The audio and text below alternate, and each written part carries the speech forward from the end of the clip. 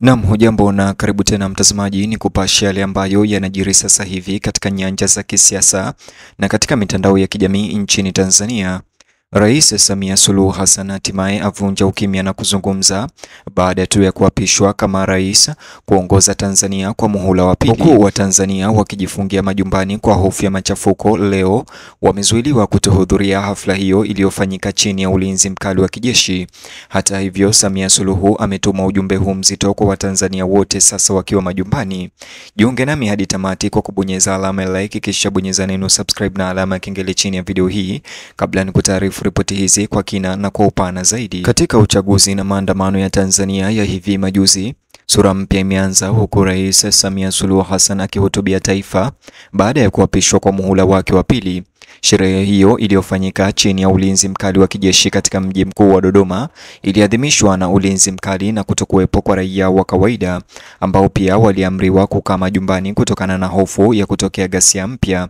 Wakati chaguzi na maandamano ya Tanzania yakiendelea kutawala hali ya kitaifa, maneno ya Rais Samia Suluhu Hassan leo yalitangazwa kwa taifa lenye mvutano na hofu na mgawanyiko likitazama kwa wasiwasi kwa siri. Rais Samia Suluhu Hassan alionekana mtulivu na mwenye tabasamu wakati akiweza kula kiapo chake, akiweka mkono wake juu ya Qur'ani, kitabu kitukufu cha Waislamu, na kuahidi kuiongoza Tanzania kwa umoja, upendo na uadilifu. Uapisho huo uliofanyika ndani ya uwanja wa gwaride la kijeshi uliozuiliwa na kulindwa kwa hali ya juu ulihudhuriwa na idadi ndogo ya viongozi na maafisa wakuu waheshimiwa.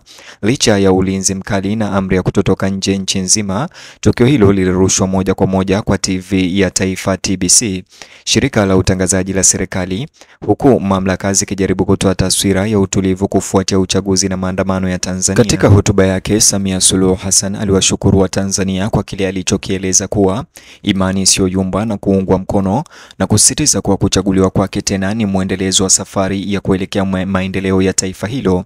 Hata hivyo, maneno yake hayajasaidia sana kupunguza wasiwasi wa umma kufuatia ghasia na machafuko yaliyozuka baada ya uchaguzi na maandamano ya Tanzania wiki iliyopita. Raia wengi wanasalia na hofu na mashaka juu ya kujitolea kwa serikali kwa demokrasia, wakiashiria kukamatwa kwa watu wengi, kuzima kwa mitandao na ripoti za mauaji katika mikoa kadhaa. Ushindi wa kishindo wa Samia Suluhu Hassan kwa asilimia 98 za kura umelaaniwa vikali na vyama vya upinzani ikiwemo Chadema na waangalizi wa haki za binadamu. Pia wapinzani wake wakuu ama walifungwa jela au kuzuiwa kugombea, hivyo kumwacha bila kupingwa katika uchaguzi wa Tanzania na maandamano ambayo yameelezwa na wakosoaji kuwa ni huru na ya haki. Waangalizi wa kimataifa wametilia shaka uwazi wa mchakato huo, wakibaini kwamba ukubwa wa ushindi wake haujawahi kutokea katika historia ya nchi hiyo. Wakati uchaguzi na maandamano ya Tanzania yakienea katika taifa zima siku tano, hali imekuwa ya hofu badala ya kusherehekea. Mitaa ambayo hapo awali ilikuwa na maandamano ya shangwe baada ya uchaguzi, sasa iko kimya, huku polisi na askari wakitekeleza amri ya kutotoka nje katika miji mikubwa kama vile Arusha, Mwanza na Dar es Salaam.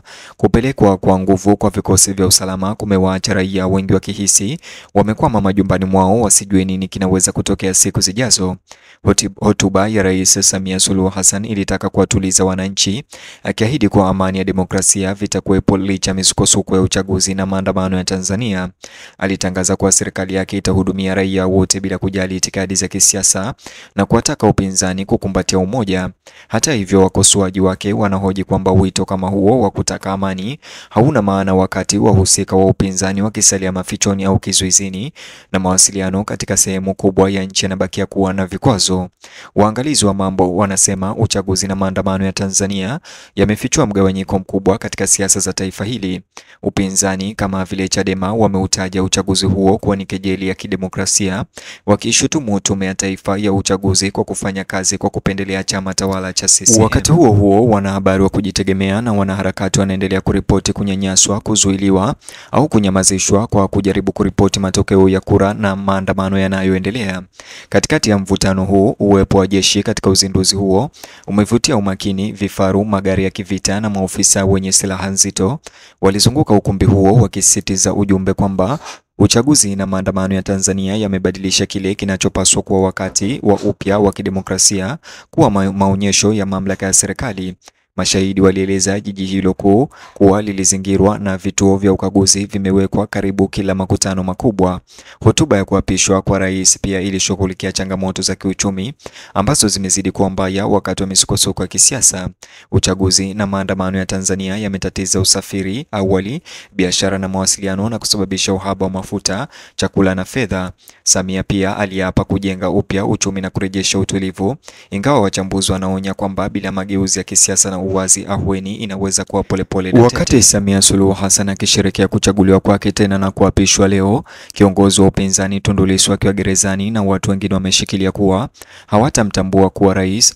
Wanasema kuwa uchaguzi na maandamano ya Tanzania yamefichua serikali iliyodhamiria kunyamazisha upinzani badala ya kusikiliza sauti za wananchi. Tundu Lissu ameapa kuendelea kupinga kwa njia za kisheria na kwa amani licha ya kuzidi kukithiri kwa vitendo vya upinzani. Mwitikio wa kimataifa kwa uchaguzi na maandamano ya Tanzania bado ni wa hadhari lakini wenye wasiwasi. Tume ya Afrika haki za binadamu na haki za watu hivi karibuni ilitoa tamko la kulaani mauaji hayo yaliyoripotiwa na kuitaka serikali kufanya uchunguzi wa haraka. Balozi za nchi za magharibi zikiwemo za Uingereza na Marekani zimewashauri wananchi kuepuka safari ya kuja Tanzania kutokana na kukosekana kwa utulivu na uhaba wa mahitaji muhimu. Ndani ya nchi, maisha ya kila siku yanabaki kupooza. Uzimaji wa mtandao ulioanza punde tu baada ya matokeo ya uchaguzi kutangazwa bado haujaweza kuondolewa.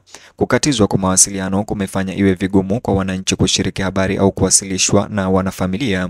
Wakati uchaguzi na maandamano ya Tanzania yakiendelea, wengi wanahofia kwamba serikali inatumia kukatika kwa umeme kuficha kiwango halisi cha machafuko. Na wafuasi rasmi wa Samia Suluhu hata hivyo wametetea uongozi wake wakisema kuwa ushindi wake unaonyesha nia ya wananchi na mwendelezo wa maendeleo.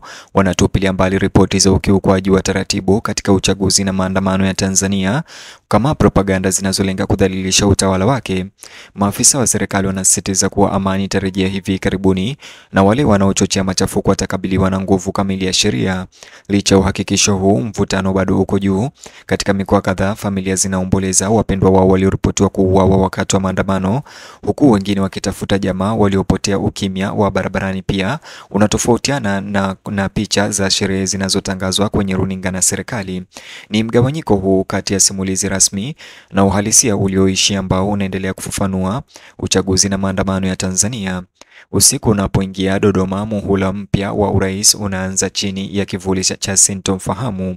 Uchaguzi na maandamano yameliacha taifa hilo kuvunjika, na Rais Samia Suluhu Hassan sasa anakabiliwa na kazi kubwa ya kuunganisha nchi ambayo bado inakabiliwa na umwagaji damu na hofu katika maandamano yaliyotokea. Uwezo wake wa kutimiza ahadi zake za amani na demokrasia utaamua kama Tanzania inaelekea kwenye upatanisho au kuzama zaidi katika ukandamizaji.